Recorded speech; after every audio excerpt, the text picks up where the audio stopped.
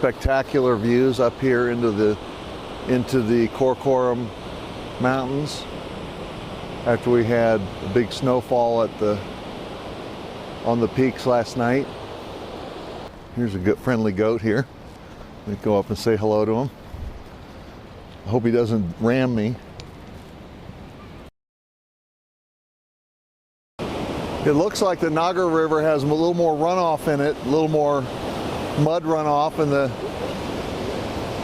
the Hunza River has a little more glacial appearance.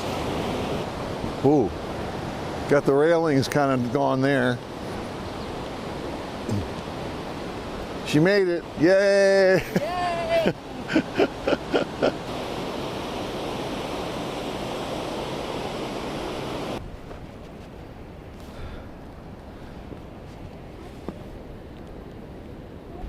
The Nagar River to the left and the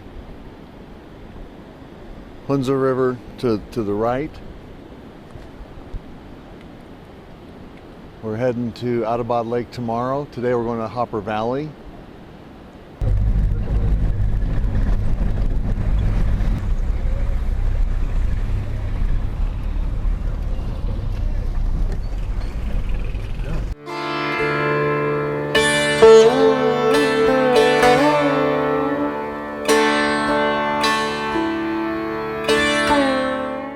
We've arrived in Hopar Valley. There's a mosque over there. Now you come out.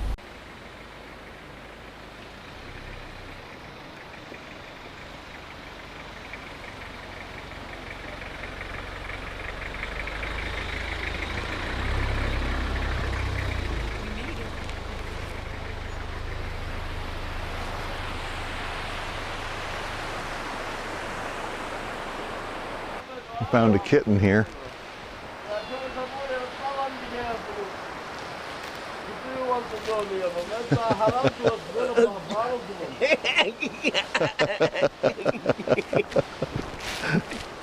Oh. Oh, he's getting... All right, yay! Come into the town of Hopar and there's a huge grove of marijuana plants here. You can see this one here. Unbelievable, all by the side of the road. So we're stopping for a cup of tea at the Hopar Hilton Inn. Yeah.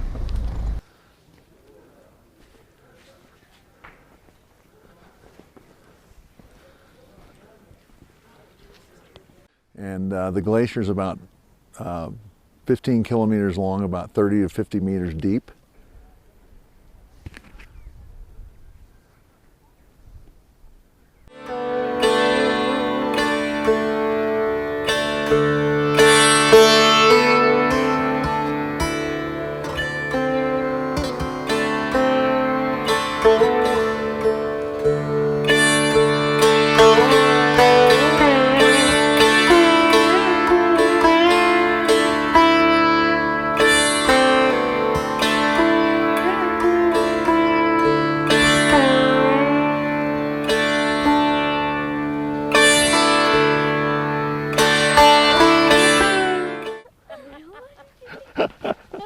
Oh, they're shy, but then they look back at you, right?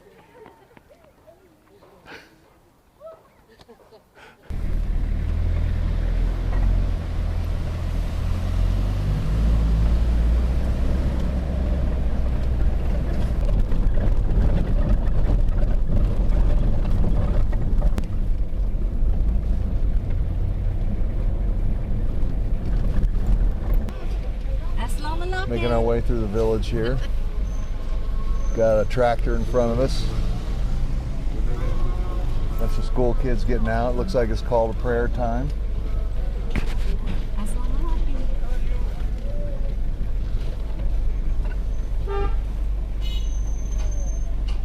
And I'm practicing my greeting.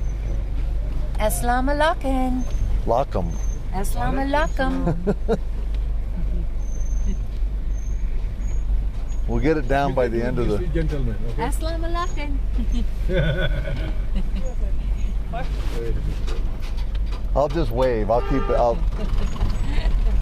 You can't screw up a wave. This gentleman cleaning up here. Good for him. These are Do you want walnuts. one? Oh yeah. Okay, Yeah. here we Oh, go. yeah. One for you. Oh yeah. One for you. One for Thank you. you. I got Thank them. you. There you go. You do Wow. go now. So there's the entrance to the Baltit Fort. We're going to go to lunch first.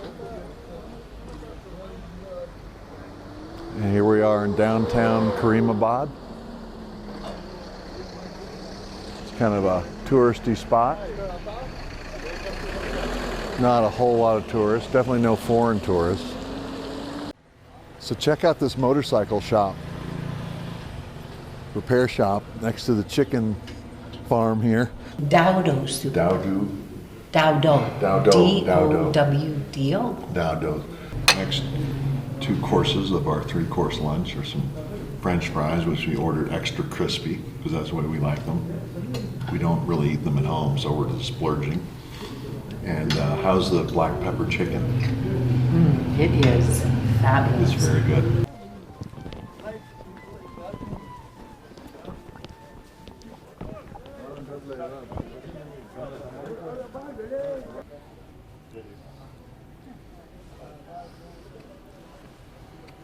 Kind of reminds you of walking up the Potala Palace in Lhasa, Tibet, doesn't it? Baltit Fort. Pretty neat. And wifey. What part of the fort are we in right now? The part that I'm going to put you in. The dungeon.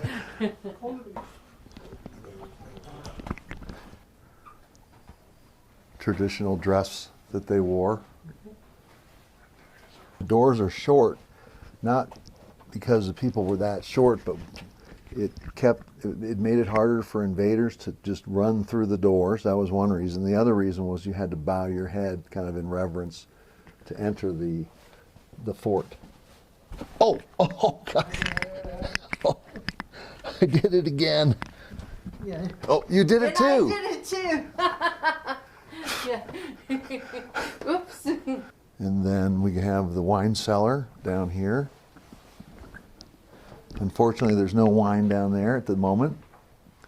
This room was used by the king to meet with all of his tribal leaders. This is the royal kitchen here. This is a mouse trap. Some are made from metal, brought from Central Asia and so forth, but some of these others, like in the distance there, are carved out of soft rock and up in the mountains and carried down. They're actually solid rock in the utensils as well. Rakatuchi, the silhouette there, that's 7,800 meters or so.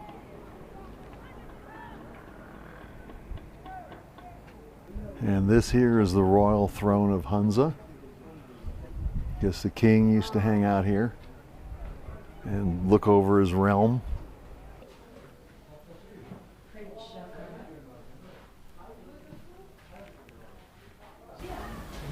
This is the first telephone of Hunza, and this telephone introduced in 1930s. First telephone in Yes. Hunza. Center portion for heating and cooking. So there is a sleeping portion, and this is the dining portion. Oh. And this is a jewelry box I love it. for marriage occasion and polo match especially. Oh. And these are all Chinese paper currency. So this currency introduced in 1922-1923. So this carpet is made from camel wool, more than 200 years old. And this is also a gift from China. And these are Russian guns. So these guns introduced in 17th century.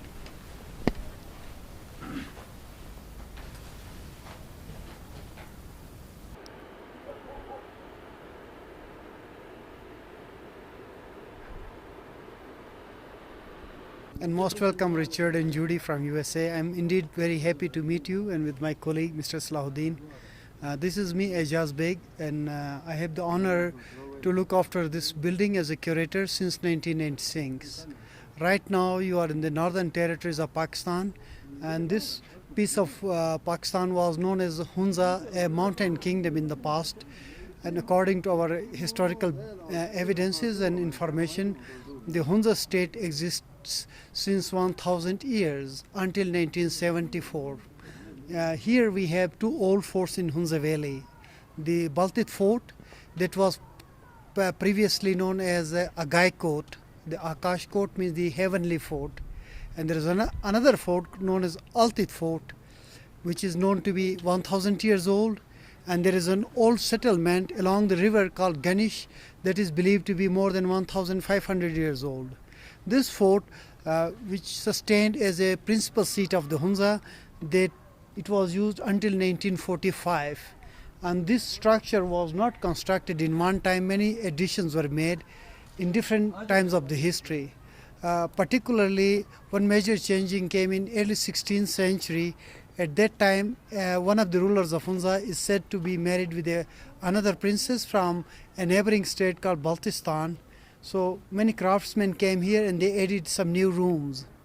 And Baltistan had its contacts with Ladakh territory, which had further social contacts with Tibet also. Presumably, we are having some Tibetan resemblance to this structure.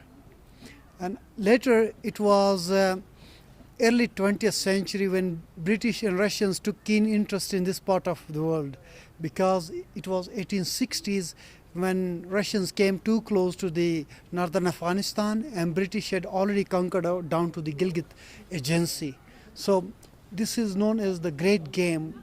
There is a book by Mr. Peter Hopkirk, The Great Game. I would recommend for you to read that. Yes. There's a wonderful book. It explains how sensitive and important this area is since 2 centuries, because we are neighboring the Wakhan corridor of northern Afghanistan and also Chinese territory of Xinjiang. And that is why finally the British conquered this valley in December 1891. The ruler of the valley was Mir Safdar Khan, who escaped to Xinjiang, China. And Colonel Durand, who was the commander of this expedition, he very peacefully conquered the valley. There were no any casualties, luckily. And he installed the new emir, who was the brother of the previous one, the new emir known as Mir Nazim Khan. And during that time, glass windows were added on the 3rd floor here. And this building was finally vacated in 1945. Now it has been restored by His Highness Prince Karimabad Khan between 1990s and 96. The fort itself has been donated by Mir Ghazanfar Ali Khan, who was the owner of the building. We received support from J. Paul Getty Trust, USA, Texas, and also French government and NORAD of Norway also. We are very pleased to meet our visitors from all over the world, and especially we really like visitors from USA. It's a lot easier going down, right? The Hunza Food Pavilion that we've heard so much about on other YouTubers who've talked about how good this place was.